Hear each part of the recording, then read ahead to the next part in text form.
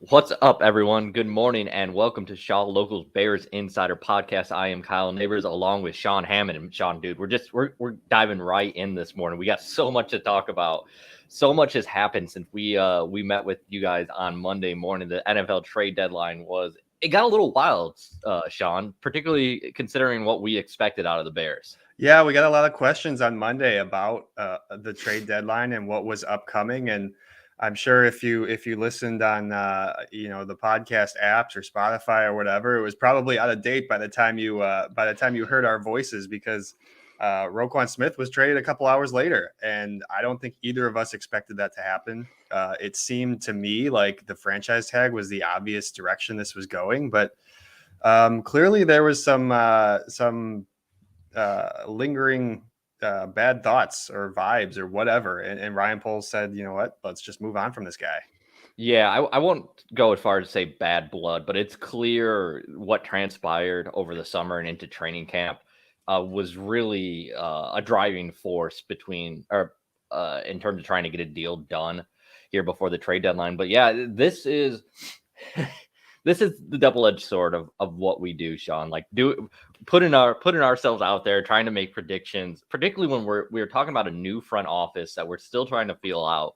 Because it's not like Ryan Poles. Like I know you're at Hallis Hall and like you're having conversations on the record, off the record with people, but it's not like even off the record conversations. They're like, yeah, we're gonna trade this guy or anything like that, right? It's not like that's the type of thing that happens. So it's a lot of reading between the lines, and you get to know the way front office operates, and you build relationships with guys. But particularly in this first year, it can be kind of tough to read between the lines. And there was not really any indication that the Bears were actively working to move Roquan Smith because of what had happened over the offseason. And there was even less of an inclination that they were willing to move a second round pick to go out and get Chase Claypool. That was the move that surprised me more because everything that we've seen from Poles has been fairly conservative and hoarding those draft picks and hoarding that cap space. And um, you know, this was a good time, I thought, to make a move because you're going to get this guy for the rest of this season and for next year, and you're going to get time this year for Chase Claypool to get on the same page with Justin Fields, which might take a few weeks. That's okay. You get that process going now, and I think you look at the free agent class next March, and Ryan Poles said it himself in his press conference on Tuesday, like there's not a lot that he was excited about, and so that tells you exactly why he made this move now, because you got a chance to go get somebody, and you don't like the free agent options, and the draft is always a crapshoot. Whatever, however good you feel about a guy, you never really know. So I like that they took a chance. I was very surprised that they did that because of everything we've seen from Ryan Poles over the last 9 months. It just didn't seem that it was going to go that way. And I don't know, how were you surprised, Kyle? By the Claypool move? Yeah. Yeah, Were you absolutely. surprised? Were you surprised that they were adding talent? Yeah, I mean, absolutely. I mean, I was surprised by both moves. Absolutely, the adding talent. I was laughing. Alan said this had been a couple busy weeks for Sean. It's funny you say that because it ties directly into the conversation because we had planned. We did the podcast on Monday and stuff, and Sean, the Bears were off on Tuesday, and we were like, all right, like there's not a lot of moves. Sean, go ahead and take the day off on Tuesday, We're and like, the we'll NFL just trade deadline, that's quiet. Nothing. I mean, yeah, no, what's really yeah. going to happen? Like be on standby if the Bears make any trades, but if not, just go ahead and have the day off. And I was going to try and do the same, and then all hell broke loose. So Yeah, yeah, that plan went. Yeah, no, that so that plan I mean went out that the window. so I mean but that just kind of I say that to illustrate just how much out of left field these trades came. But you said during that something that stuck with me with Ryan Poles saying that he looked at the upcoming free agent class for wide receivers, and it's really weak, and it is really weak. Um, and I'm glad he recognized that and addressed it now with a high upside player in Chase Claypool. But at the same time, it was clear that the free agent class at wide receiver was going to be barren well before this point. Like you could have made that you could have made that determination back in March during free agency or during the draft, or knowing that when you were going into this draft. And they really didn't do anything to address the wide receiver position in a meaningful long-term way. So that's a bit concerning. But the other side of that is, we know that this was an evaluation period for Ryan Poles, that he wanted to see where the foundation of this team was. And with the way Justin Fields has progressed over the last month now, maybe it's the fact that the front office started to buy into Justin Fields and think that this might actually be the answer. Well, yeah, look, they are excited, and everything that Ryan said on Tuesday afternoon, he sounds excited about the direction that Justin's game has gone these last 4 weeks, and it's trending upward in the right direction. And I think, they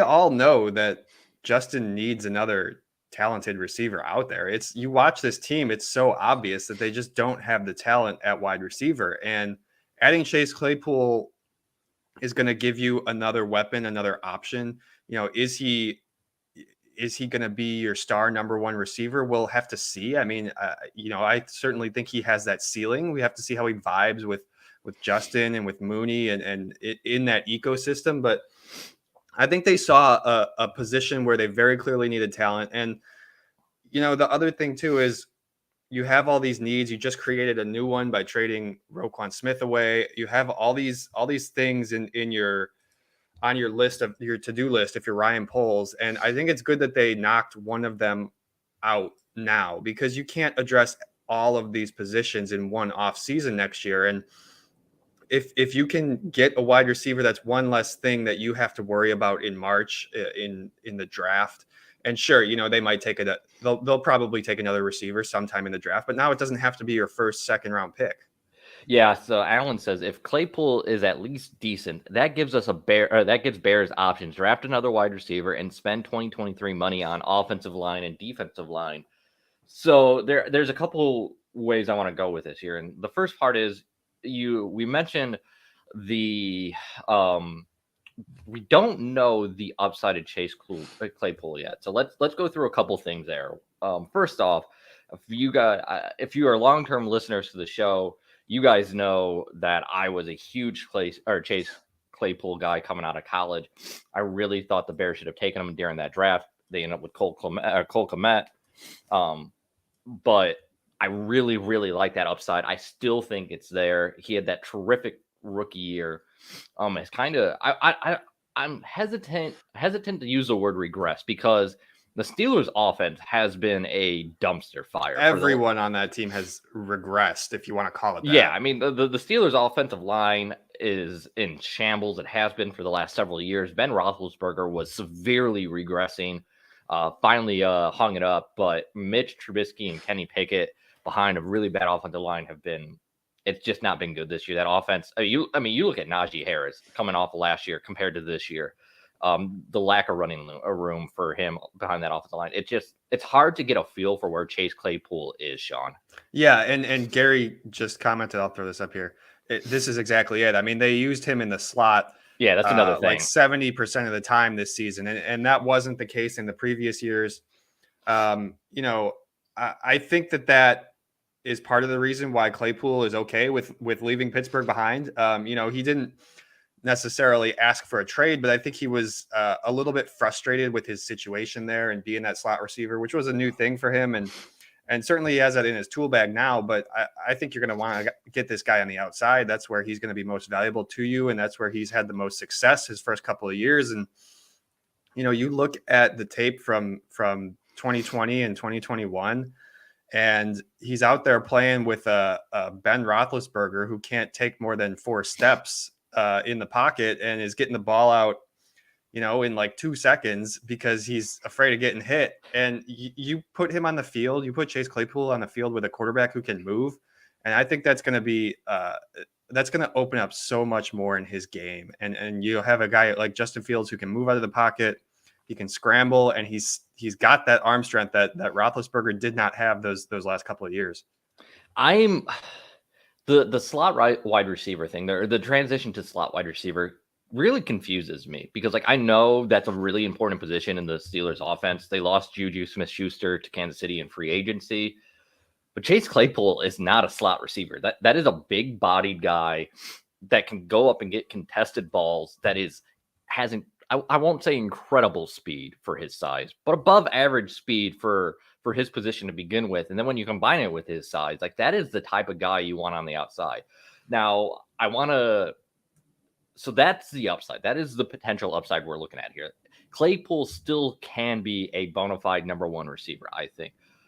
But that's not guaranteed. And that's where I want to bring it back down to earth a little bit, because just because all those things that we can claim to be the regression or we believe to be the regression, we don't quite know that yet. And we don't know how he's going to fit into this offense. So while I think he's definitely going to flourish, I don't know if that means they've received or that they've solved the receiver position. Like, I don't know if he's your number one receiver, Mooney's your number two, and then like you're trying to fill it out with your slot receiver and your three or your 4 and 5, or if it's more of a he's a 2A, Mooney's a 2B, and some combination, and you're still looking for that number one alpha. That's what we're going to find out. But it's nice to know that the Bears have put themselves in position over the second half of the season to really get a feel for where they need to spend at the wide receiver position come this offseason. Yeah, and I think if you're a Bears fan, you're okay with them being 1A and 1B. Certainly, through the end of this season, as he gets up to speed, it's he's not going to come out here and be a number one receiver right away. And it's okay to have two really good guys that you like in Claypool and Mooney and not have one necessarily stand out over the other, because that's a lot better situation than you were in just 4 days ago before you had Claypool on the roster. Gary says Mooney will move to slot and Harry and Claypool on outside with St. Brown as a blocker. Sean, you got any thoughts on that? I don't necessarily see Mooney being a 100% slot guy. I mean, yeah, I don't see that either. His skill set, I know he's a smaller dude, but his skill set is he has so many different things in his toolbox that he can do. I don't necessarily think they're going to, certainly you see him line up in the slot every once in a while. I'd have to look at the numbers on how much he's doing that right now, but I don't expect that to become his full-time role. No, I mean, I think ideally, and maybe they experiment with it, particularly over the rest of the second half of this season to see what they have in that. I don't think the long term that they would keep him at the slot position. I think he's probably the best option they have right now for that slot position.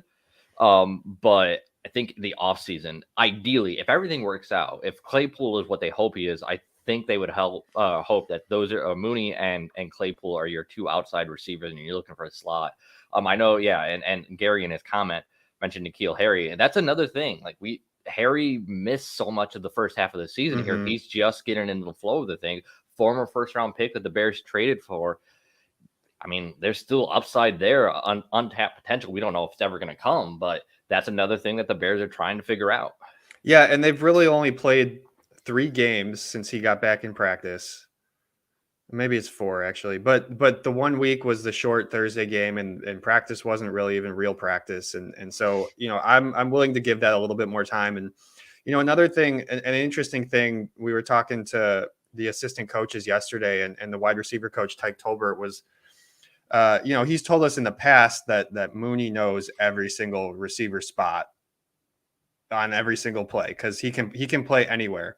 Because he kind of has to. He's the one guy they've had. And yesterday he was talking about how adding Claypool is just going to ease that load a little bit. While Mooney knows all those spots, he doesn't necessarily have to have that mental burden of knowing every single spot on every single play from here on out. Because you add a guy like Chase Claypool in, and you're gonna see Mooney be able to sort of focus on what he does best, and I think that's good for him.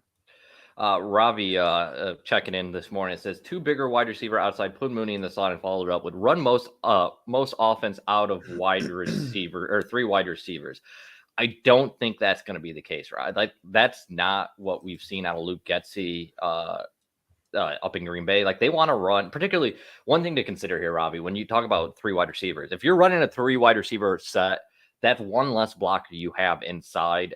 And how confident do you feel in this Bears offensive line to block one-on-one in a lot of situations? I don't think they're to that point yet, Sean.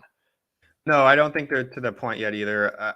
Maybe that's a thing that they look at in the off season and say, okay, maybe we want to try to do this more and get 3 receivers out there. But I don't expect that down the stretch of this season. I think that's it's too much of a change to be able to implement that in during these last couple of months. Gary had said in here, crowded wide receiver room. So let's run through it quick, Sean. Yeah, You want to go ahead and pull up the depth chart? Let's see. I got the depth chart up right here. Darnell Mooney and Chase Claypool. We also have Equanimous St. Brown, N'Keal Harry, Velus Jones Jr., and Dante Pettis. Yeah. Those are the guys on the active roster. They waived Isaiah Coulter to make room for Claypool. And you're looking at Byron Pringle is back at practice. Still technically on IR. Yeah, so there's a seventh guy who's going to be back soon. So I would think, looking through it here, that who is most in danger of losing their roster spot on the 53 man? Losing their roster spot. To me, it's got to come down to Dante Pettis or Equanimous St. Brown, right? I don't see EQ losing his spot. I would think it's Dante Pettis. I think it's Dante Pettis too. Now, I'd have to. Are they at 53 right now? Because they added Klein, the linebacker, so that was Roquan's spot. Yeah, yeah, they're at a full roster. So like they're gonna, particularly Gary said, which wide receiver doesn't dress on Sunday, and then who get cut when Pringle comes back. I would say Pettis is probably likely to get cut. The question, I'm kind of thinking like Velus Jones might be in danger of just being inactive. Yeah, that's if he's not returning balls and he's not in the offense. Yeah. So Gary, what's he doing here? Gary popped in there with Dante Pettis returning punts, and that definitely it's taken into consideration. Yeah. It needs to be taken into consideration. Like special teams plays a wild card, and not like Velus Jones, you would think would get the first crack at it, but since he struggled so much, I think short term maybe they make him inactive. The Bears have already said that they expect Chase Claypool to play this weekend and be involved at least in a limited fashion. So yeah, Velus Jones seems to make the most sense. But like, do you really want to make Velus Jones inactive, a young kid that you're trying to bring along? Like you invested a draft pick in him. You haven't invested a lot long term in Dante Pettis. No, you haven't. But also, if Velus Jones just isn't getting the job done, you're not going to put him back on punt return unless you feel comfortable doing that. Now, to be fair, Dante Pettis muffed one of the punts. What was that? New England? The games are all running together. He muffed one when he was after they demoted Velus, but it popped right back into his arm, so like it worked out for him. But I don't necessarily see. I have a hard time convincing myself that they're going to cut any of these other guys besides Dante. Just because I think they all fit into their long-term vision. Yeah. Gary said, get Velus confident up before he dresses again. I get that. But the opposite side of that is you take a rookie that had a role on this team to start the season, and now all of a sudden he's not dressing. That's not exactly boosting his confidence. So I honestly, I don't know how the Bears are going to address this. I think they can go either way there. It's so hard to tell how they value the bottom of this roster right now. It is hard to tell, and somebody was asking in the chat too. Pringle does have return experience. Another interesting option, which they've done in practice numerous times since this new regime got in, but it's never happened in a game, is Eddie Jackson has worked with that punt return unit as a return man. I don't know if they'd actually do that, but he's listed on the depth chart as the third string punt returner. Yeah, I don't know if you want to do that and take that chance of him getting hurt on a punt return with the way how much you need him. Rick popping in there. I see down here with Herbert. See that's the other thing there are multiple ways the Bears could go about their return game too, that make this a little more complicated. And Treston Ebner is another guy who I don't think he's returned to punt this season, but he did in college. I believe they were using him in training camp to at least get a look at him and see if he had that potential. Sorry, guys. Everyone's popping in here now. Like, Yeah, everyone, we get lots. We love the comments. Keep them coming. yeah, enjoy the comments, but everyone's asking about different people returning punts. And I mean, I could tell you yes or no, or like, I don't know, because I don't know how the Bears are going to go about this. Like, the wide receiver room suddenly did get a lot more crowded when you bring in Chase Claypool, and that's not a bad thing because the guys we're talking about are bottom of the roster for the NFL. But it's hard to tell how this is going to shake out, particularly in the short term as Pringles get ramping up and as Claypool and Harry become more involved in this offense. Sean, where do you want to go from here? Yeah, well, you know what? Maybe we should talk a little bit more too. I know this is the Claypool stuff is the exciting stuff, but Roquan is gone now. Where do the Bears go? Where do the Bears go from here at that linebacker spot? Yeah, let's see. Alan had a question here. With no Quinn and Roquan, realistically, how do the Bears see the young players on defense stepping up, Sean? I'm going to throw you on screen quick and jump off here. My allergies are killing me. I'm going to go blow my nose so I can stop sitting here sniffling. So I'm going to throw you up really quick. You go ahead and start addressing that. I'll be right back. All right. We'll see you soon, Kyle. Yeah, so the linebacker spot, Roquan obviously was traded on Monday. That's a big hole. I mean, I know that maybe he didn't fit their long-term vision. Maybe he wasn't the size or the ball hawking skills that they wanted at that spot, but you really didn't have a good option behind him. And that's one of the things too, why I didn't necessarily think they were going to trade him. And, they were talking this week about, Nicholas Morrow potentially filling in at that will spot, moving over there. Whether he does or not, obviously Morrow is going to be on the field, but Jack Sanborn is a guy who it sounds like is going to get more reps on defense. He actually, he got his first significant reps on defense in that last game on Sunday against the Cowboys. I think he played 13 snaps. And I noted that I saw that and thought it was interesting. And in hindsight, I'm thinking maybe I should have read into that and realized that they needed to get him some snaps because Roquan might not be around. But I expect Jack Sanborn to jump in there. And Joe Thomas has been playing for them. He's been around the block a few times and he's seen he was starting over Sanborn. But with Roquan gone, obviously that changes things. I don't know what to make of AJ Klein. He has a lot of experience, but hasn't played a ton defensively in the last couple of years. 31 years old, I believe, was on the Giants practice squad until early last month. Most of his snaps this season have been on special teams. Yeah, I would think. Well, that's the other thing here is you got a guy coming right in, like in Klein. Do you throw him right into the fire here right away? Maybe you give Jack Sanborn the first crack and see how he does this week. I do think that's where they're going to go. Yeah, I think the plan is going to be put Jack Sanborn into the lineup, see how he reacts, how he plays, and then if he struggles, maybe give a look to someone like Klein. I will say, make sure you go to shawlocal.com right now. We have a good piece up on Jack Sanborn, and needless to say, the Lake Zurich native is excited to get his chance this weekend. Yeah, I mean, this is the opportunity that he's been waiting for. We saw him do some really good things in the preseason, and for whatever reason, they just weren't comfortable these first 8 weeks putting him on the field defensively. And this is his big chance, and I think that's great. He's going to have an opportunity to prove himself, and really that's all you can ask for. If you're a guy in his spot who went undrafted, just give him a chance, and maybe he can step up here and make some plays. Yeah, Klein is a good tackler and sandbacker, Gary Ross said. Yeah, like looking through some of the info on Klein, the report seems to be a really good tackler, not a lot of speed, can kind of be exposed from that perspective. It's kind of been the thing that's held him back. I just don't.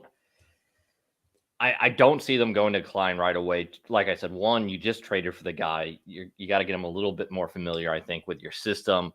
The other thing, though, is there's limited upside there on a defense that's already like, what are you really getting out of playing Klein long term? Like, wouldn't you'd much rather play a guy like Sanborn and try and see what you have? I think. I mean, there's been no inclination or no, like, for instance, if they were really worried, I think, about getting the best they could out of like veteran players, they probably would have, just an example, like Riley Reef would have had a better chance to start. And like they moved on from that idea pretty quickly. I feel like they're more willing to let the youngsters play and take a few hits and have an idea of where they're at than play the veterans. That is the perfect analogy. Yeah, you look at that O-line, Riley Reef and Michael Schofield, both veterans signed within the a day or so of the start of training camp, and everybody thought, oh, great, they found their starters, they got their veteran guys, they're going to be at right tackle and at guard or whatever. And then that wasn't the case. They wanted to get Larry Borum, Braxton Jones, and Tevin Jenkins at right guard. They wanted to get those younger guys reps, and I think that's how they're going to look at this too. I mean, this is going to be Jack Sanborn's opportunity to get some reps. And, unless it goes absolutely terribly, I think he's going to be in there.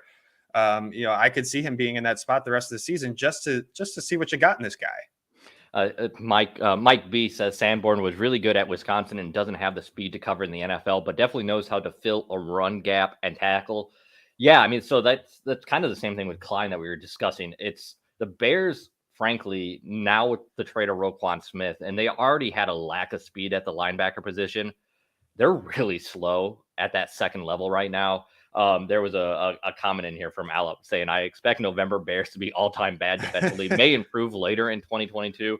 You're right, Alan. Like, it's going to be a hard watch defensively over the next month or so. As I said, the Bears just don't have enough speed on defense right now, Sean. Well, there's no pass rush from the defensive line. It's basically non-existent, and you traded Robert Quinn, so that was your best guy at that spot. And then Roquan Smith was one of your best blitzers. I mean, anytime they brought the blitz, Roquan seemed to be able to get in there and find the quarterback. And now you take him out of the equation. I don't know where the pass rush is going to come from. I think Alan Williams is going to have to be real creative if they're going to get to the quarterback against anyone. And yeah, the speed and size. I mean, Jack Sanborn's just not as big as a Roquan Smith. I mean, that's not really a 1-for-1 trade. And that, obviously, Bears fans are well aware of that. So yeah, it could get kind of rough here. I think the one thing you can be excited about is that you got some pieces in the secondary that you like. You got Eddie Jackson and these rookies in there, and of course Jalen Johnson. But it's going to be tough for those guys to really carry the load when the guys up front and in the linebacker spot aren't necessarily at that same level. Gary, if we had a few questions about Weatherford in here, I'm going to throw this up. I know Timothy Wire had earlier asked about it too. Weatherford is the lanky linebacker that Flus likes. Will they give him a shot? He's referring to Sterling Weatherford, who is an undrafted rookie out of Miami, Ohio. Believe was signed by Indianapolis originally, if I remember right, Sean. And then maybe during training camp. I can't remember what that timeline was. I believe he was one of the guys that they claimed off waivers right after the 53 cut. Okay. I mean, yeah, they could give him a shot. He could be in there a little bit. I think Sanborn is further along, and he had all that time in training camp with this defense. And for that reason, I don't necessarily expect to see him out there. But he's a guy that, you're right. The commenter is right. I mean, he has the length and the size that Sanborn doesn't. And that in itself, I think, is a reason to be optimistic about him for the future. And maybe it's just a thing where he needs a little bit more time. Let's see here. What else? We got it's great, guys. It's all the questions and all keep the them comments. coming. We love it. Robbie would play Watts over Pennell. Armin Watts.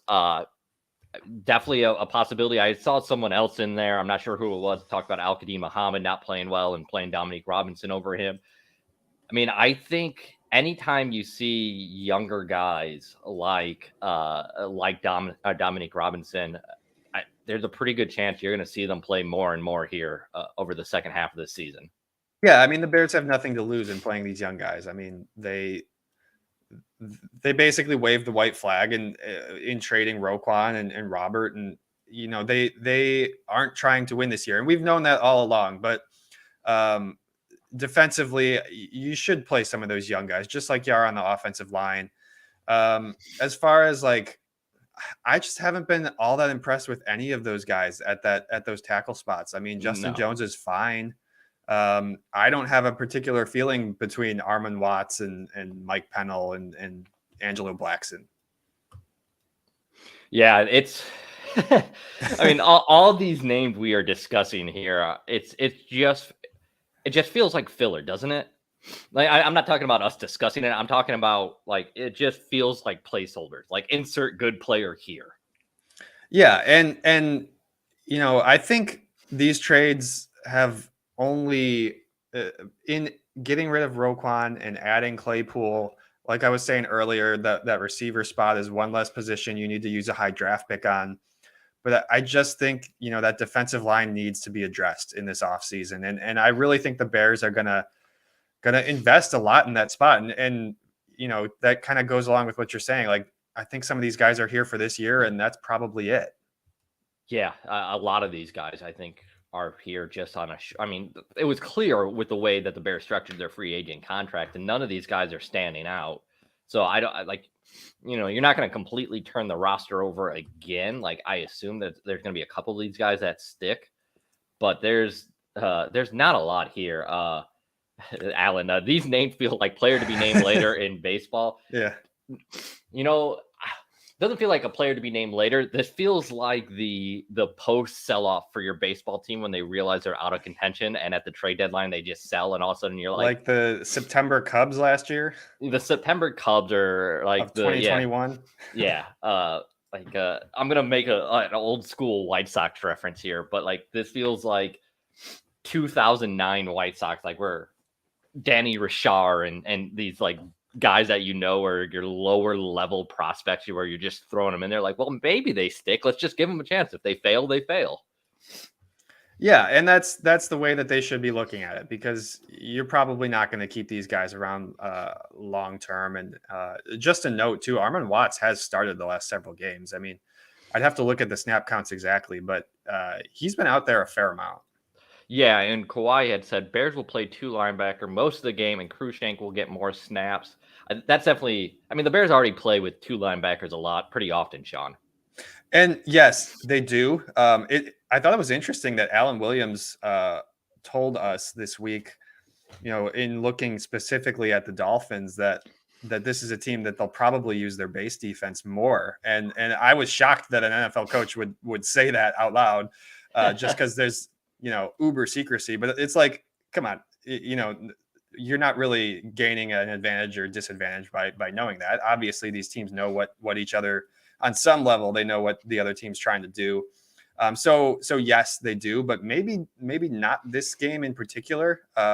It seems like Williams is going to have that 4-3, going to have 3 linebackers out there more than we've seen in past games. So we're now 33 minutes in here, which is great. But we're 33 minutes in. We actually haven't even gotten to this Sunday's matchup, Sean, against a Dolphins team that suddenly is playing a lot better offensively. A lot of tools in Jalen Waddle, Tyreek Hill, Tua playing a lot better. And listen, there's not a lot, I don't feel like, to glean out of trying to preview this matchup. I mean, we can talk about it.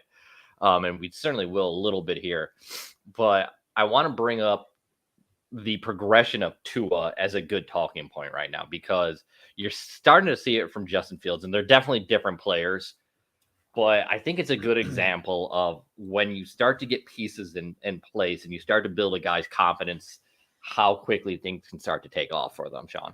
I think Tua is a great example. I think Jalen Hurts in that Thursday night game last night is another great example. Young quarterbacks who they surrounded with talent.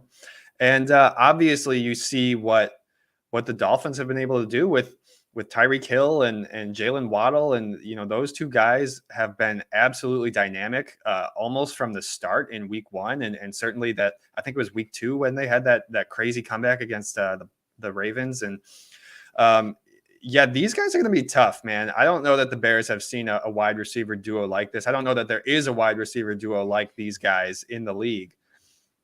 It's going to be I was saying just maybe 10 minutes ago that the Bears secondary is the best part of this defense now, but obviously this is going to be a real tough test. They should go at some of those younger guys. They should go at Kyler Gordon. They should go at Kindle Vildor and some of the weaker links in that secondary. And it's going to be hard when you got two guys. You can have Jalen Johnson shadow one of them if you want, but when you got two guys like that, it makes it really hard. Particularly when you can't rush the passer. Like you're going to be asking Kyler Gordon and Jalen, even as great as Jalen Johnson has been for the Bears, like you're asking those guys to hold those guys for a long time if you're not able to get a pass rush here. Rick had said 179 snaps for Watt, Pennell 142. Rick, I don't know if you, I pulled up because I just want to ask the question if you knew that offhand or if you want to pick that up, because if you knew that offhand, that's absolutely sick, man. Thanks for following up on that, Rick. Yeah. Alan said, with no pass rush, I don't see the Bears being able to cover Dolphins wide receivers. Yeah, definitely. Ravi as well. I want to fast forward to the draft. Don't do that, man. Like for the first time in a long time, watching the Bears offense the last few weeks has been a lot of fun. Like I'm not dreading watching Bears games, even though I know they're going to lose, or I expect they're going to lose, because it looks like they're running a modern NFL offense, and just watching competent offensive football is enough to make it worth watching over the last 2 months of the season. Well, and obviously adding Claypool into the mix changes things. You want to see how he gels with these guys, and that certainly, I think if it was just the Roquan trade and that was it for the Bears, I could understand Bears fans feeling that way. But yeah, the offense is trending in the right direction. You got a new tool out there in Claypool, and certainly there's reasons to watch these guys. Another thing too about the Dolphins, Kyle, is like not only do they throw the ball well, but they're running the ball like fairly well. They haven't been able to. They're statistically they're not like at the top of the league, but they just traded for Jeff Wilson. You got another guy who comes from that 49ers attack and seems to be more of what Mike McDaniel wants. These guys are able to, against the Bears defense that can't really stop the run, they should be able to run against these Bears. Yeah, you would think so. I'm looking at it now. Yeah, they made the trade for Jeff Wilson. Raheem Mostert. It's basically the 49ers East. Yeah, it's their running back room from the last couple of years, which is, I mean, I like Raheem Mostert. He's had trouble staying on the field in previous seasons. He doesn't quite look to have the burst that he had a couple of years ago. I was surprised with how quickly they moved on from Chase Edmonds, a guy that I really liked in Arizona. Yeah. They signed him in the offseason. He kind of got phased out of the offense really quickly, and then obviously they moved on from him at the trade deadline. So that surprised me a bit. So I think they're kind of embracing being this wide open offense where they want to throw the ball a lot. Now they should be able to do whatever they want against the Bears, and I expect, I guess, a fairly balanced offense because they can.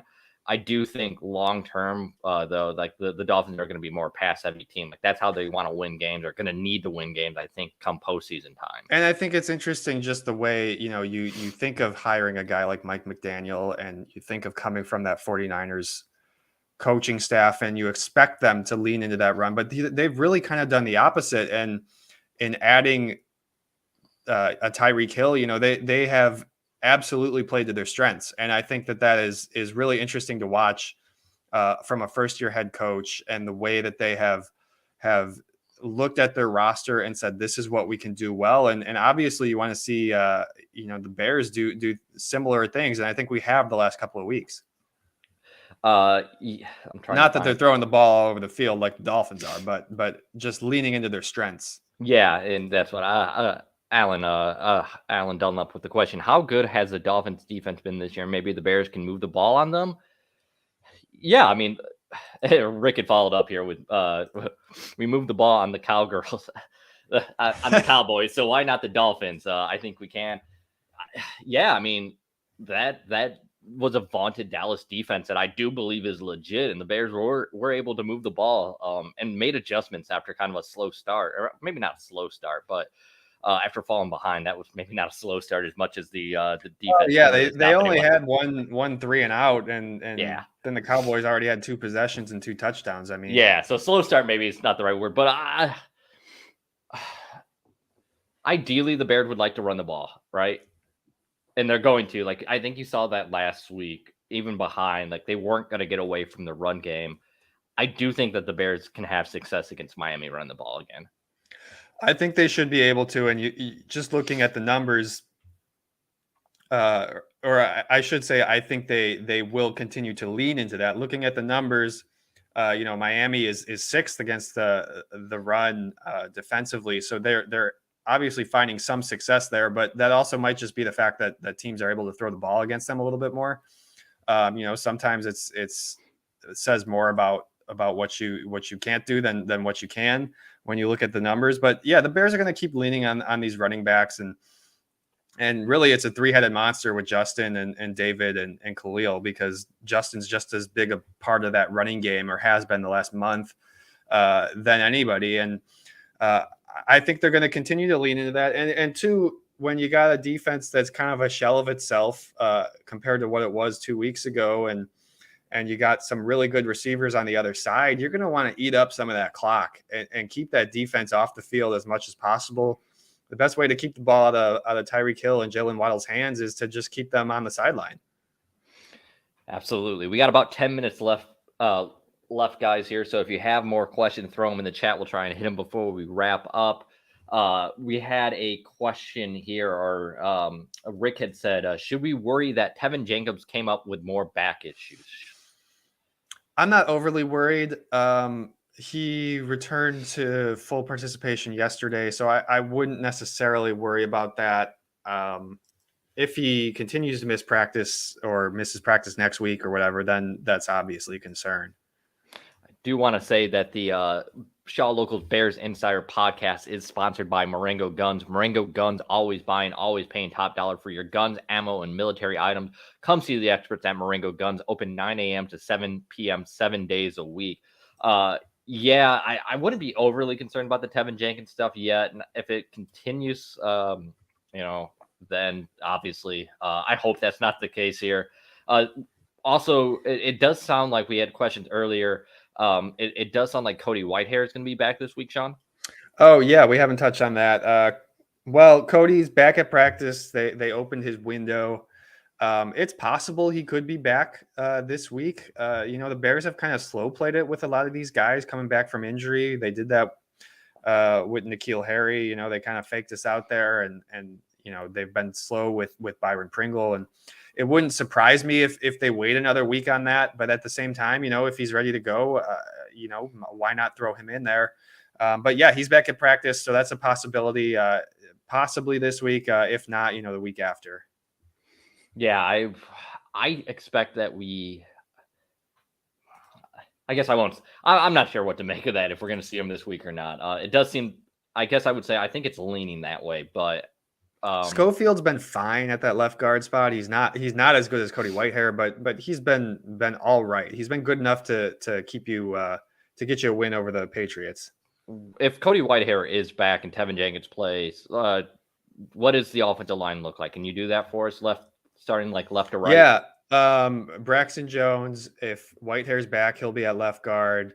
Mustafa is going to be at center, Tevin at right guard, and then Larry Bohr. Well, depends on the concussion situation with Larry Borum. It could be Riley Reef again. Larry has still been out with the concussion, so we'll have to see there. That would suck if he missed a second week with the concussion. But Mustafa is still going to be at center because Lucas is on IR and has to miss 3 more games, I think. But yeah, I mean, if you can get Cody Whitehair back in there, I think you're starting to feel pretty good about what's going on the interior. If you got Cody and Tevin at those guard spots. One thing we haven't mentioned yet, and I'm not sure how much he's going to play this weekend, but the Miami Dolphins did just trade for Bradley Chubb. That could have an impact on this game. We're 45 minutes in. We haven't mentioned that trade yet. Yeah, with all the trade stuff going on here in Chicago, it's you're right, Kyle. I mean, I've kind of overlooked that part of it. You got one of the best pass rushers in the league coming in, and you got a rookie left tackle, and some uncertainty at that right tackle spot. Yeah, that's a concern. And pass rush is one of those spots where you could throw him in there. I mean, his job 90% of the time is to run at the quarterback. It's not that complicated. All right. Although we saw the Eagles go the other route, and Robert Quinn didn't play a ton in his first game out there. But I think they're going to want to get Chubb in there as much as they can because they just invested a ton in him, and why not? Yeah, and the defense needs a little more work than I feel like the Eagles feel like they can spend a little more time to get. They have Robert the luxury to do that. They do. Yeah. Let's see, Robbie or not Robbie. Dang it, there was a question. Oh, Rick in here. Does Jalen shadow Tyreek Hill on Sunday, Sean? What do you think? I think he does. The Bears don't do this a lot. They don't. We haven't seen them do it a ton under the old regime, and not a ton under this new defensive staff. But I feel like this is one of those situations where you got one of the best receivers, maybe the best receiver in the league.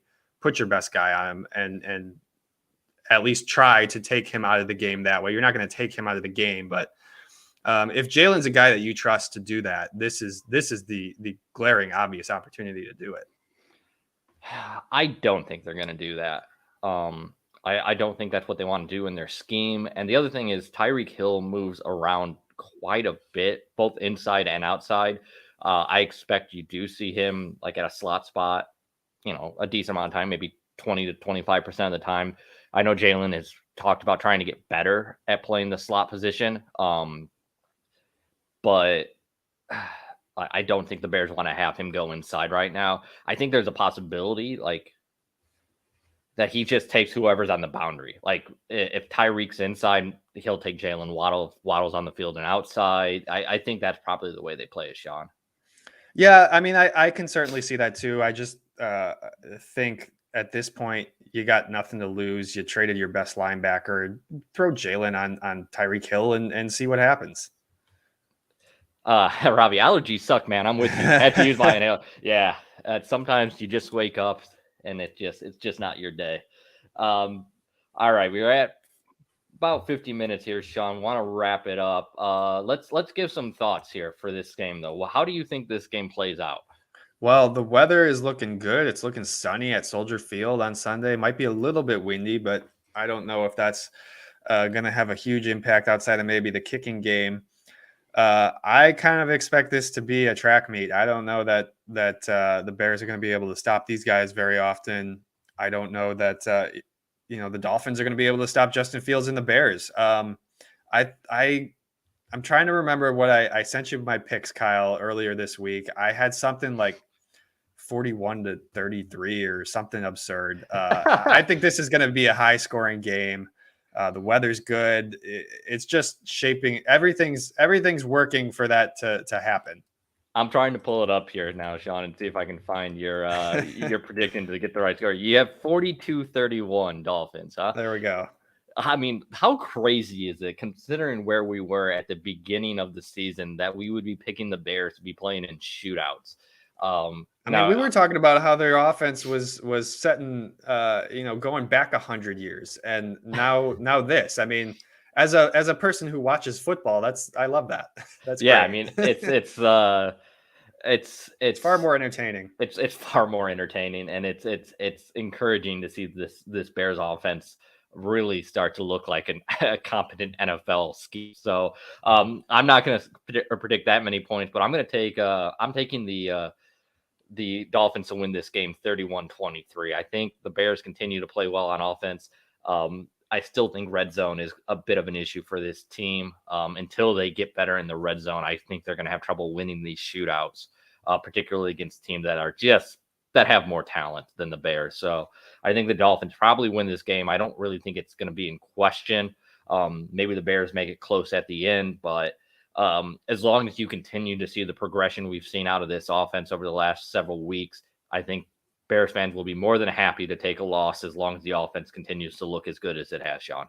Yeah, and I think that's going to kind of be the story the rest of the way, because I don't know that you expect a whole lot out of this defense against anybody, or what's left of this defense. And yeah, if the Bears are scoring points, I think Bears fans will feel good.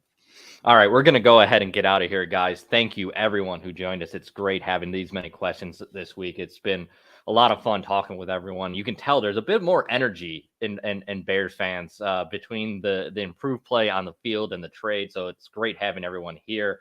We're going to sign off for now.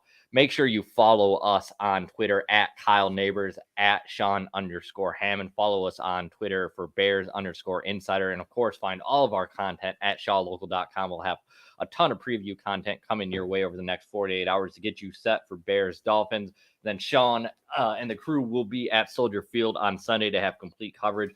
Stay right there at ShawLocal.com. For now, though, we are going to get out of here. For Sean Hammond, I am Kyle Nabors. Thank you, everyone who joined us. Enjoy week 9, everyone.